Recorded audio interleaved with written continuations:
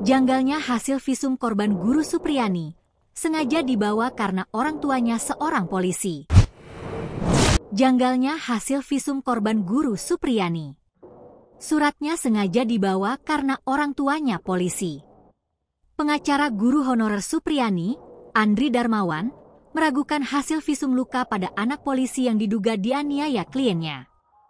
Keraguan itu diungkapkan Andri berdasarkan hasil sidang keempat kasus Supriyani di Pengadilan Negeri Andoholo, Kabupaten Konawe Selatan, Provinsi Sulawesi Tenggara, hari Rabu, 30 November 2024. Dalam sidang itu ada 5 saksi yang dihadirkan oleh Jaksa Penuntut Umum, JPU.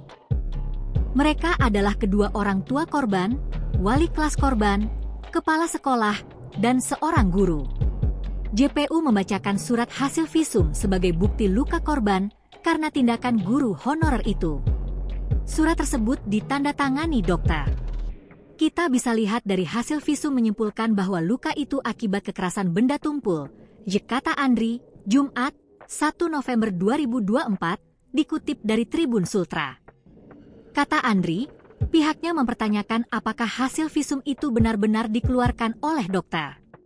Hal itu karena berdasarkan fakta persidangan hari Rabu kemarin, surat pengantar visum untuk penyidik ternyata dibawa sendiri oleh orang tua korban, yakni Aibda WH dan NF.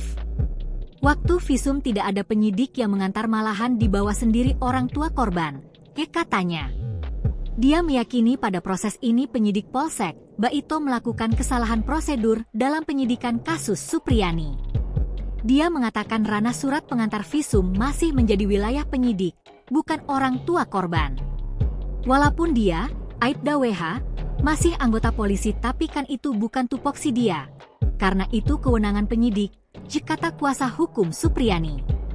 Menurut Andri, lantaran surat pengantar visum dibawa sendiri orang tua korban, dia menduga surat visum itu sudah dikompromikan dengan pihak dokter.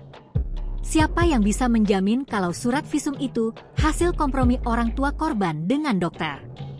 Makanya kami meminta dihadirkan dokter yang buat surat visum. Tapi nyatanya tidak dihadirkan di persidangan kemarin, katanya. Andri turut meragukan kompetensi dokter yang membuat surat visum korban.